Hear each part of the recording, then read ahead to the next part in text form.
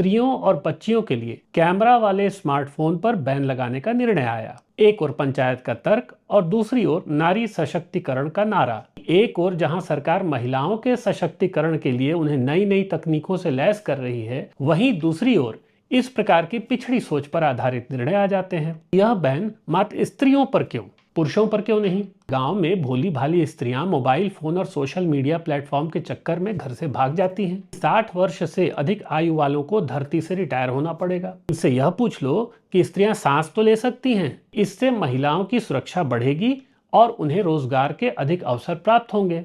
तो वे ना सिर्फ असुरक्षित हो जाएंगी, वरन वे बहक भी जाएंगी। क्या उन्हें कोई बताएगा कि यह मात्र जेंडर वॉर नहीं है? सभ्यता और संस्कार बचाने के लिए मात्र स्त्रियां ही नहीं, वरन पुरुषों की भी आवश्यकता होगी।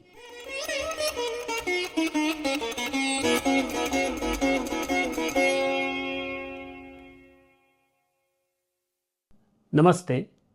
21 दिसंबर 2025 को राजस्थान के जालौर जिले के सुंधा मातापट्टी गांव से स्त्रियों और बच्चियों के लिए कैमरा वाले स्मार्टफोन पर बैन लगाने का निर्णय आया। यह निर्णय वहां की पंचायत ने किया। समाचार के फैलते ही वही हुआ जो होता है। एक ओर पंचायत का तर्क और दूसरी ओर नारी सशक्तिकरण का नारा। दोनों के बीच जाना पहचाना वाक युद्ध आरंभ हो गया। हालांकि जैसे ही मामला गरमाया, वहां की पंचायत ने इस आदेश को वापस खींच लिया। कहा गया कि आदेश को लेकर गलतफहमी पैदा हो रही थी और यह भी कि आदेश अनिवार्य नहीं था। पंचों का कहना था कि स्त्रियां इस बात की शिकायत करती थीं कि उनके बच्चे स्कूल से आने के बाद मोबाइल पर ही लगे रहते हैं। साथ ही यह कि साइबर फ्रॉड के मामले और स्त्रियों के शोषण के मामले भी बढ़ रहे हैं, इसलिए यह निर्णय लिया गया था। पंचायत का तर्क था कि स्त्रियों और बच्चियों के पास अधिक समय तक स्मार्टफोन रहने से बच्चों को इसकी लत लग जाती है, जिससे उनकी आंखों पर असर होता है। पंचायत का यह भी कहना था कि जिन बच्चे बच्चियों को शिक्षा संबंधी कार्यों के लिए वैसे फोन की आवश्यकता होगी, उन्हें वह दे दिया जाएगा, लेकिन उसे घर के बाहर ले जाने की अनुमति नहीं होगी, यहाँ तक कि पड़ोस में भी नहीं। स्त्रियां बिना कैमरा वाले फोन रख सकती थीं। जब तक इस निर्णय को वापस लिया जाता, तब तक इस पर प्रतिक्रियाएं भी आ गई। कहा गया कि एक ओर जहां सरकार महिलाओं के सशक्तिकरण के लिए उन्हें नई नई तकनीकों से लैस कर रही है, वहीं दूसरी ओर इस प्रकार की पिछड़ी सोच पर आधारित निर्णय आ जाते हैं। यह भी पूछा गया कि यह बैन मात्र स्त्रियों पर क्यों, पुरुषों पर क्यों नहीं? सोशल मीडिया पर जो प्रतिक्रियाएं आईं, वे भी लगभग उसी ढर्रे पर थीं। कुछ ने वस्तुस्थिति का हवाला दिया। कहा गया कि गांव में भोली भाली स्त्रियां मोबाइल फोन और सोशल मीडिया प्लेटफॉर्म के चक्कर में घर से भाग जाती हैं, इसलिए यह निर्णय लेना पड़ा। किसी ने यहां तक कहा कि कहीं युवा वर्ग यह न तय कर दे कि 60 वर्ष से अधिक आयु वालों को धरती से रिटायर होना पड़ेगा।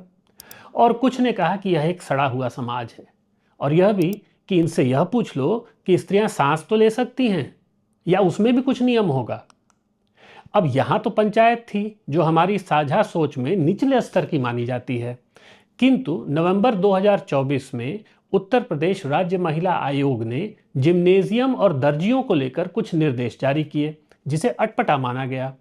निर्देशों में कहा गया कि जिम्नेजियम में अनिवार्य रूप से महिला ट्रेनर होनी चाहिए और पुरुष ट्रेनर महिलाओं के सानिध्य में नहीं आने चाहिए। दर्जियों के बारे में भी कहा गया कि पुरुष महिलाओं के नाप आदि नहीं लेंगे। सैलूनों और पार्लरों में सिर्फ महिलाएं ही महिलाओं की सेवा करें। तर्क यह कि इससे महिलाओं की सुरक्षा बढ़ेगी और उन्हें रोजगार के अधिक अवसर प्राप्त होंगे। इतना ही नहीं, आयोग के पदाधिकारियों ने बताया कि ऐसे निर्देश लोगों से शिकायतें सुनने के बाद दिए गए। इन दिशा निर्देशों का भी विरोध हुआ और कहा गया कि यह चुनाव की स्वतंत्रता के विरुद्ध है। पहले भी महिलाओं और स्त्रियों से संबंधित इस प्रकार के आदेश, निर्देश और निर्णय आते रहते हैं, जिन्हें अक्सर मीडिया कभी तुगलकी, कभी तालिबानी फरमान कहकर पेश करता है। ऐसे सभी मामलों में कुछ बातें सामान्य होती हैं। जो ऐसे निर्णय लेते हैं उन्हें तथाकथित पिछड़ी सोच वाला बताया जाता है। विरोध इस बात पर होता है कि पितृसत्तात्मक पैट्रियार्कल विचार वाले पुरुषों द्वारा महिलाओं को दबाने का प्रयास है और विशेषकर उनकी स्वतंत्रता और सशक्तिकरण को रोकने का प्रयास है। दूसरी ओर यदि हम थोड़ा ध्यान से देखें तो ऐसे निर्देश पारित करने वालों की चिंता कुछ और ही होती है।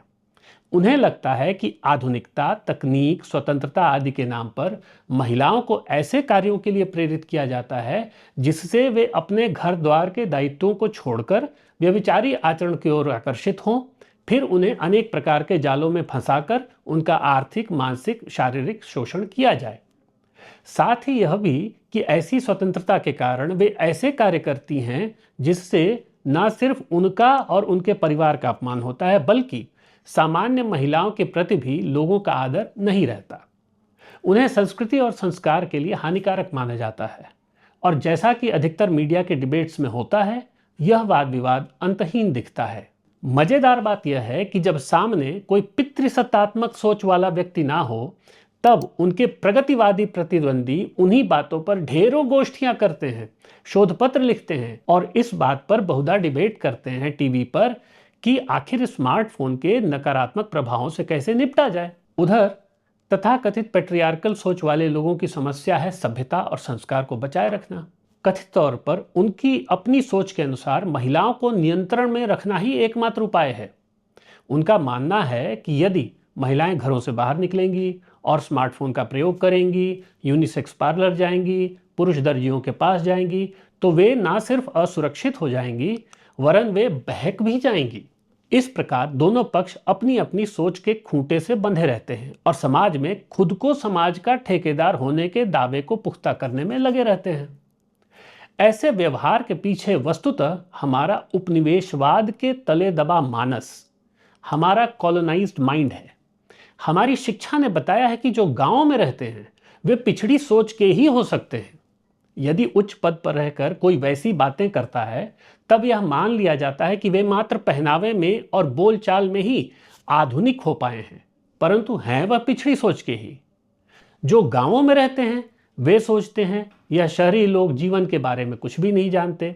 हालांकि वे मजबूरी में ही सही अपने बच्चों को नगरों, महानगरों में भेजते हैं ताकि उन्हें एक अच्छा जीवन और एक अच्छी आजीविका मिल सके, किंतु उनके मन में वह कसक और देसी होने की ठसक दोनों ही बनी रहती है।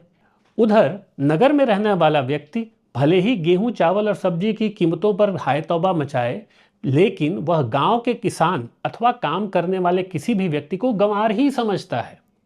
औपनिवेशिक मानसिकता, कॉलोनियल माइंडसेट दोनों के बीच ना सिर्फ एक अदृश्य दीवार बना देती है, बल्कि एक दूसरे की आलोचना करना दोनों ही पक्षों का रिफ्लेक्स रिएक्शन हो जाता है। और इस प्रकार मैकॉले की विरासत हमें बारंबार जख्मी करती रहती है। यदि हम थोड़ा गहरे जाएं तो पाएंगे कि दोनों ही पक्षों की चिंताएं वस्तुतः समान ही हैं। यदि हम मात्र स्मार्टफोन की ही बात करें तो चाहे वह गांव वाला हो या शहर वाला, चाहे वह तथाकथित पिछड़ी सोच का हो या पश्चिम से प्रेरित आधुनिकता को अपनाने वाला, दोनों दो बातों से परेशान हैं। एक, स्मार्टफोन के अधिक उपयोग से बच्चों अथवा युवाओं के स्वास्थ्य और मन पर होने वाले नकारात्मक प्रभाव।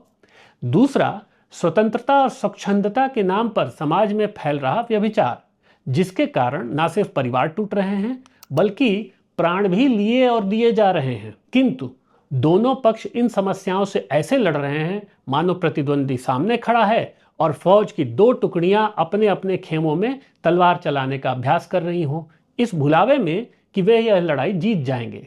और वह भी क्यों? क्योंकि दोनों एक दूसरे को अपने से कमतर समझते हैं और साथ मिलकर लड़ना नहीं चाहते।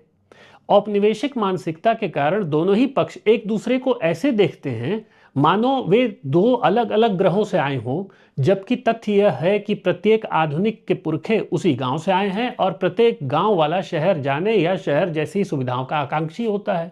ऐसे में क्या यह संभव होगा कि दोनों पक्ष एक दूसरे पर आरोप प्रत्यारोप लगाने के खेल से बाहर निकलकर एक दूसरे से संवाद करें? क्या जो अपने को आधुनिक समझते हैं वे गांव के लोगों से जाकर संवाद कर सकते हैं? क्या वे यह स्वीकार कर सकते हैं कि आधुनिकता ही एकमात्र पैमाना नहीं जिससे मानव जीवन को सुखी और समृद्ध बनाया जा सकता है? क्या तथाकथित आधुनिकतावादियों को यह कोई बताएगा कि पुरानियों ने बहुत कुछ झेला है, सदियों तक झेला है, जिसके कारण उनके विचार आज ऐसे हैं?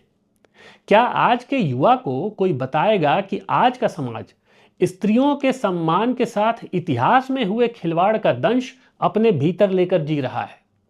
क्या उन्हें कोई बताएगा कि यह मात्र जेंडर वॉर नहीं है? क्या वे यह समझने को तैयार हैं कि एक समय था जब स्त्रियों को मृत्यु के उपरांत भी विधर्मियों के हाथों में पड़ने से बचाना पड़ता था, और आज का उनका यह व्यवहार इसी ट्रांसजेनरेशनल ट्रॉमा का एक प्रकटीकरण, एक मैनिफेस्टेशन है?